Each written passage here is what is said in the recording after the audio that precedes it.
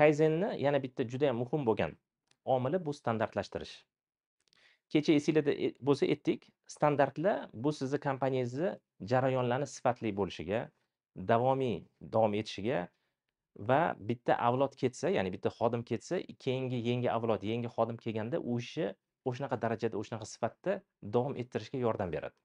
Kaizendagi mana shu standart ham aynan shuning uchun kerak. SOP deyiladi bu narsa, standart operatsion protseduralar. Bu erkinlik deyilgan. Nimaga desangiz, agar uni yaratmasangiz deydi, siz biznesga emas, biznes sizga xo'jayin bo'ladi deydi. Nimaga desa, standartlar bo'lmagan joyda bu jarayonlar xodimga bog'liq yoki rahbarga bog'liq bo'lib qoladi. Agar xodim ketsa nima bo'ladi? Ish to'xtab qoladi. Men sizga bitta o'zbek kompaniyasida, ya'ni restoranda bo'lgan bitta case set bermoqchiman. Bilasizlar, misol uchun biznesda o'zini halidagi sezonlari bor yoki biznes zo'r bo'ladigan kunlari bor. Family restoranlarda, ya'ni oilaviy restoranlarda ko'pincha eng yaxshi savdo bo'ladigan payt 8-martlar ekan. O'sha yerda bir mahalliy biznesda, mahalliy restoranda shunaqa holat bo'lgan. Shef-povur rahbarga kelib aytgan 6-martlarda, ya'ni 8-martga yaqin kelib aytgan, "Mani degan oyligimni oshirasiz, mana bunaqa shartlarni qo'ygan, mana bunaqa qilasiz, buni qilib berasiz. O'shanda qolaman. Agar qilmasangiz men ketaman" degan. Va u shef-povur o'ylagan, что bu narsa hozir men bu shartlarni qo'ysam, rahbar ko'nishga majbur. Chunki men ketsam, ish to'xtab qoladi degan. Endi bu yerda nima bo'lgan desangiz, biznes egasi aytganki, "Baraka topkur" degan, "Mayli" degan, "Oyligingni mana bunchaga oshiraman, mana bu shartlaringni qilaman, lekin hammasini qilib bera olmayman. Chunki u men уже zararga kiraman." U ultimatum qo'ygan, "Shuni qilasiz degan, bo'lmasa men ketaman" degan. Rahbar aytgan, "Mayli, keta qol" degan, "Men u shartlaringga ko'na olmayman" degan. Endi nima bo'lgan desangiz, o'sha rahbar, ya'ni tizimlashtirishni yo'lga qo'yish orqali bu ovqat pishirish jarayonlarini hammasini video tasvirga tushirib, bu narsani standartlashtirib qo'ygan. SOPlarda mana ahamiyat bersangiz, SOP bu faqatgina tekst holatda bo'lishi mumkin. Birinchisi, ikkinchisi rasm holatda bo'lishi mumkin, uchinchisi video ko'rinishda bo'lishi mumkin SOPlaringiz. Bu sizga o'sha yangi keladigan xodimlaringizni ko'rib, o'sha ishni o'shanaqa darajada qilishga yordam beradi. Endi bu shef-povur ketgan, boshqa povur olib kelishgan ko'chadan va unga o'sha videoni qo'yishgan. U videoda hamma narsa yozilgan. Misol, ovqat qilish jarayoni. Ma'lum bir ovqat qilishda birinchi nima solinadi, qancha grammda solinadi, qanaqa qovuriladi, necha minut qovuriladi, hammasini nima qilgan, video tasvirda ko'rsatib ketgan ekan. Endi o'sha yangi kelgan xodim o'sha videoni ko'rib qilgan. Siz nima deb o'ylaysiz? Bu yangi xodim qilib pishirgan ovqati eski o'sha ketib qolgan xodimni pishirgan ovqatiga, ya'ni sifati necha foizga to'g'ri kelgan?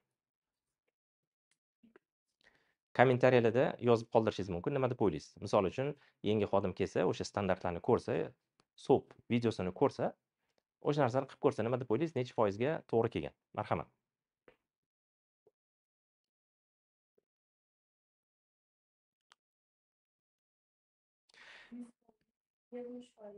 Mhm. 100% deyilgan, 70, 50%. Bu yerda mana uni yaxshi tarafi, aytganimizdek zo'r, yaxshi. Aytib o'tganimizdek qarang. Bu standartlaringizni bo'lishi ishingizni to'xtab qolishini oldini oladi. Bu bizani hozirgi aytayotgan кейsimizda ovqatni taomni sifati 80% larga yaqin bo'lgan. Ya'ni 80% degani buni faqatgina rahbar bilgan. Ya'ni bu 20% farqini, lekin mijozlar deyarli sezmagan. Ya'ni bu nima bo'lgan? U yangi kelgan xodimga aytilgan, "Bo'ldi, mana shu ishni qilasan, ishni davom ettirasan" degan. Va ko'p holatlarda bu yangi kelgan xodim bu ketayotgan xodimga qaraganda kamroq oylikka ishlashga ham, kamroq sharoitlarda ishlashga ham nima bo'ladi? Rozi bo'ladi. Bu sizga bitta oddiy mana real case. Siz endi kompaniyangizni faoliyati to'xtab qolmasligi uchun, jarayonlar standartlashishi uchun video ko'rinishdagi SOPlarni ham qilishingiz mumkin. Bizani hozir vaqtimiz chegaralanganligi uchun men sizga bizada o'qib ketgan o'quvchilarimizni qilgan SOPlarini, videolarini ko'rsata olmayman, lekin sizlarga qiziq bo'lsa, biz sizlarga u narsani bo'lishimiz mumkin. Yaqinda biz mana kecha ham aytib o'tdik, o'yin-choy ishlab chiqaradigan kompaniyaga borganimizda, Alijon akani kompaniyalariga, Republic of Toys'da shu mana shu jarayonlarni, stanoklarni qanaqa qilib ishlatish, kraskani qanaqa tayyorlash, umuman o'yin-choy jarayonini, har bitta o'yin-choyni qanaqa qilib ishlatish, qolip qanaqa o'zgartirish va hokazo hammasini video ko'rinishida SOP qilib qo'yilgan. Endi nima? Xodimlarga bu narsa bog'liq emas, tizimga bog'liq. Xodim ketib qolsa ham yangi xodim keladi, o'sha narsani davom ettira olishi mumkin bo'ladi. Endi SOPlarning foydalari nimadan iborat? SOP o'zi nima degani? Tashkilot ichida aniq vazifalarni doimiy va samarali tarzda bajarish uchun kerakli qadamlarni bayon qiluvchi hujjat. Ahamiyat bersangiz, doimiy va samarali tarzda bajarish uchun kerak bo'ladi. Ya'ni har doim bir xil sifatda, bir xil ya'ni nimada, darajada bo'lishi uchun bu SOPlar sizga yordam beradi. Endi bu qaysi muammolarni hal qiladi SOPlaringiz? Birinchidan, bir xil xatolarning takrorlanishini oldini oladi. Ya'ni ba'zi xatolar bor, doim takrorlanmasligi uchun siz nima qilasiz? Uni standart holatiga olib kelib qo'yasiz. Keyin yaxshi xodim ketganda ishlarni to'xtab qolishini oldini oladi bizani SOPlarimiz. Chunki aytganimizdek, xodim ketganda bu ishchi nima qilmaydi? Ya'ni jarayonni o'zi bilan miyasida o'zini tajribasini o'zi bilan olib ketmaydi. U tajriba qayerqa tushgan? Sizni standartlaringizga, SOPlaringizga va sizni misol uchun o'sha video standartlaringizda qolgan. Keyin mahsulot xizmat sifatini barqaror bo'lmasligini oldini oladi. Bitta xodim chiqarsa chiroyli chiqadi, yaxshi chiqadi, sifatli chiqadi, ikkinchisi qilsa boshqacha bo'ladi. Bitta povar ovqat qilsa yaxshi mazali bo'ladi, ikkinchisi qilsa unaqa bo'lmaydi. Bitta filialda, misol uchun restoraningiz bor, bitta filialda yaxshiroq taom qilinadi, ikkinchisida sifati pastroq bo'ladi. Shunaqa bo'lmasligi uchun nima bor? Hamma yoqda standartlar bo'lishi shart. Keyin biznes tizimga emas, odamlarga bog'liq bo'lib qolishini oldini oladi. Aytganimizdek, bir xodim ketib qolsa yoki biror bir kasal bo'lib qolsa, ish to'xtab qolmasligini oldini oladi. Keyin javobgarlik o'lchashi imkonsiz bo'lishini oldini oladi. Bu yerda standart qilganingizdan keyin men esimdan chiqibdi, bilmabman, qanaqa qilishni xayolimdan ko'tarilibdi degan narsa bo'lmaydi. Ko'pincha SOPlarda keyin checklist degan narsa ham bor. Hozir biz sizlarga bir checklistni ham namunasini ko'rsatishimiz mumkin.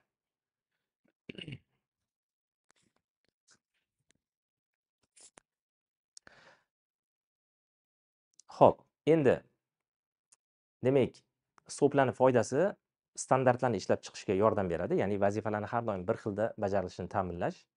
Samaradorligini oshirib beradi bu narsa, chunki mana shu ishni qilishni eng yaxshi usulini siz nima qilasiz? Standartlashtirasiz. Bu narsa sifatni beradi, ya'ni xatolarni oldini olishga yordam beradi. Bu narsa o'quv vositasi sifatida ham qo'llaniladi. O'quv vositasi degandek, yangi kelgan xodim ishni qanaqa qilishni o'sha standartlaringiz orqali o'rganishi mumkin. Xavfsizlikni ta'minlaydi. Endi stanokka qanaqa qiladi, qo'li stanokka kirib ketmasligi uchun, o'ziga shikast yetmasligi uchun nima qilish kerak, qanaqa ishlash kerak, o'sha standartlaringizda bu narsani ham ko'rsatishingiz mumkin va rivojlanishga yordam beradi. Bitta juda muhim bo'lgan narsa omil, hozir mana kayzenni o'tyapmiz. Kayzen nima degani? Davomiy o'sish degani. Siz agar standartlaringiz bo'lsa, butun umr bitta standartda siz o'tirmaysiz, nima qilasiz? 3 oy oldin yozgan standartingiz bugun уже nima qilish kerak? Balki takomillashish kerak. Oldingi yil yozilgan standart bugunga kelib yaxshi ishlamasligi mumkin. Siz nima qilasiz? O'sha standartlarni davomiy rivojlantirib borasiz. Bu sizni davomiy o'sishingizga yordam beradi. Endi men sizga bitta misol keltirmoqchiman. Dunyoda eng tizimlashgan kompaniyalardan biri, ya'ni tizimni mukammal qo'ygan kompaniyalardan biri bu McDonald's hisoblanadi. Nima uchun? Bilsangiz, kompaniya agar masshtablashmoqchi bo'lsa, agar tizim bo'lmasa, bu kompaniya masshtablasha olmaydi. McDonald's qanaqa qilib muvaffaqiyatga erishgan desangiz, McDonald'sda tizim mukammal yo'lga qo'yilgan. Bugun bizani tanganligi uchun men sizga McDonald'sni standartini, SOPini ko'rsata olmayman, lekin nima bor desangiz, bizada dars davomida, o'sha 1 oylik darsimizda McDonald'sni ba'zi SOPlarini biz namuna sifatida ko'rsatamiz. Shu mukammallikka erishgan McDonald's kompaniyasi qanaqa SOPlar ishlatadi, qanaqa standartlar ishlatadi, shu narsani ham ko'rishingiz mumkin. Misol uchun mana McDonald'sga qaraydigan bo'lsak, bir kunda 69 million mijozga xizmat ko'rsatadi. Butun dunyoda 69 million mijoz kirib McDonald'sda ovqatlanadi. Xodimlar soni, ya'ni o'zini xodimlari soni 150 ming, franshizadagi xodimlar soni bilan 2 millionga yetgan. Ya'ni dunyoda eng katta ish beruvchi kompaniya hisoblanadi. Yillik daromadi obroti 26 milliard dollarga teng. Ya'ni ba'zi davlatlarni, ya'ni bu 1 yillik yalpi ichki mahsulotiga teng va undan ko'proq hisoblanadi. Deyarli bir xil ta'm, maza va sifatga ega. Siz McDonald'sga misol uchun Tokioda kirasizmi, New Yorkda kirasizmi yoki misol uchun Yevropada kirasizmi, deyarli bir xil ta'mga ega.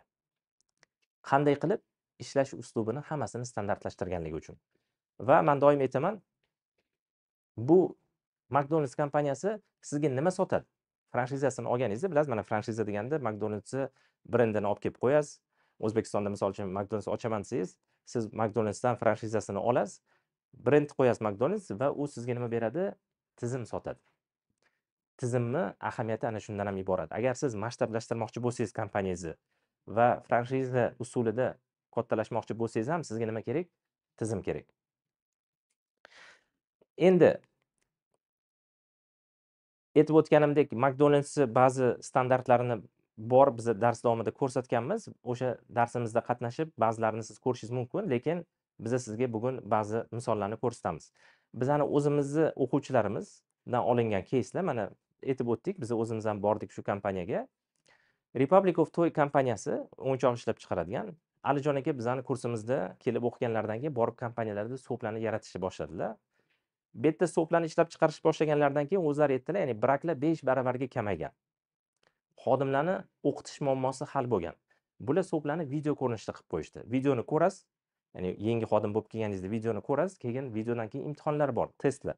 Topshirasiz, agar imtihonlaringiz yaxshi chiqsa, sizni keyin ishga qo'yishadi. Nimaga? Siz endi bilasiz, stanokni qanaqa ishlatishi, har bir jarayonni qanaqa qilib boshqarishi endi bilgan bo'lasiz. Ilgari bitta odam o'tirib hammasi videoni ko'rib, o'sha odam o'zi o'rganishi mumkin bo'ladi. Keyin bizda mana o'qigan o'quvchilarimizdan biri Toshkent Optical do'konlar tarmog'i bor. Bularda standartlar va KPI tizimi qo'yilgandan keyin savdoni 4 baravarga, ya'ni 400% ga oshirishga muvaffaq bo'lishgan. Ya'ni standart deganda bu yerda siz agar bu chakana savdo bo'ladigan bo'lsa, xodimlarni klientlar bilan qanaqa ishlashi, ularga qanaqa munosabatda bo'lishi va hokazo har bitta jarayonni nima qilasiz? Standartlashtirib qo'yasiz. Bu sizni aytib o'tganimizdek sifatni, ya'ni samaradorlikni oshirishga yordam beradi.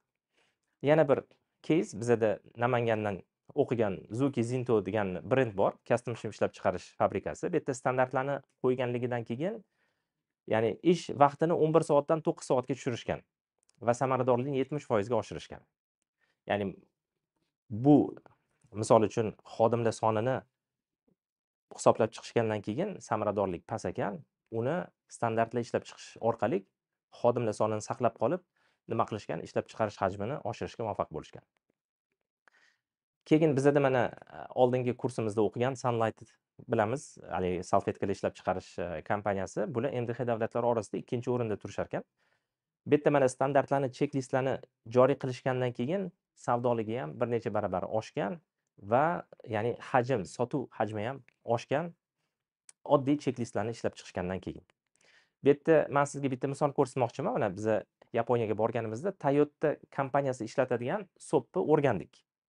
Biz o'sha paytda Muborak Mebelda konsalting qilyotgandik. Muborak Mebelga kelib men shu narsani aytsam, ko'rsatganimda aytishdiki, "Mana shu narsa ajoyib ekan, xuddi shu narsani bizga ham qo'yib bering" deyishdi. Ya'ni Yaponiyani Toyota kompaniyasidagi so'p qanaqa ishlashi. Bu yerda ahamiyat bersangiz, endi bu yerda hozir ekranda yaxshi ko'rinmayotgan bo'lishi mumkin sizga. Bu yerda siz nima qilasiz? O'sha so'pda yozilgan standartlar nima ish qilishi. Bu yerda mana kromka jarayoni. Birinchisi nima qilinishi, xomashyoni olib kelib o'sha kromka jihozini haligi stanokka oldiga qo'yish, taxlash, hamma narsa o'sha yerda ketma-ketlikda yoziladi va rasmda ko'rsatib qo'yiladi. Rasmga ssilka berilgan. Agar tushunmasangiz, mana rasmda mana shunaqa holatda olib kelishingiz kerak, mana bunaqa taxlashingiz kerak va hokazo. Bu narsa ya'ni nima qiladi? Aytib o'tganimizdek, xodimlarni o'sha standart bo'yicha ishlashini ta'minlab beradi. Biza borganimizda o'sha Toyota kompaniyasida ishlagan o'sha mutaxassislar bizga trening o'tishganda, mana ekranda ko'rib turganingizdek, chap tarafida ko'ryapsiz.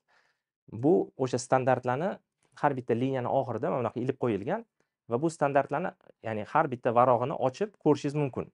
Birinchi standart, birinchi jarayon, ikkinchi jarayon va hokazo. Muborak mebel fabrikasida bizga kelib shu narsani ko'rsatganimizda, bizga juda yoqdi deyishdi va o'ng tarafda ko'rayotganingiz Muborak mebel qilgan o'zligi uchun qilishgan mana standartlari va bu narsani hozir yanada takomillashtirishdi. Tagiga roliklar qo'yilgan. Har bitta liniyani oxiriga olib kelib qo'yib, o'sha standartlarni qo'yib qo'yishingiz mumkin. Xodim nimadir tushunmasa, bilmasa, o'sha standartlarni ko'rib, o'rganib, o'sha bo'yicha ishlashi mumkin bo'ladi. Ya'ni sizga men hozir bitta oddiy misol, so'p qanaqa ko'rinadi va qanaqa foydasi bor, o'sha narsani ko'rsatdim.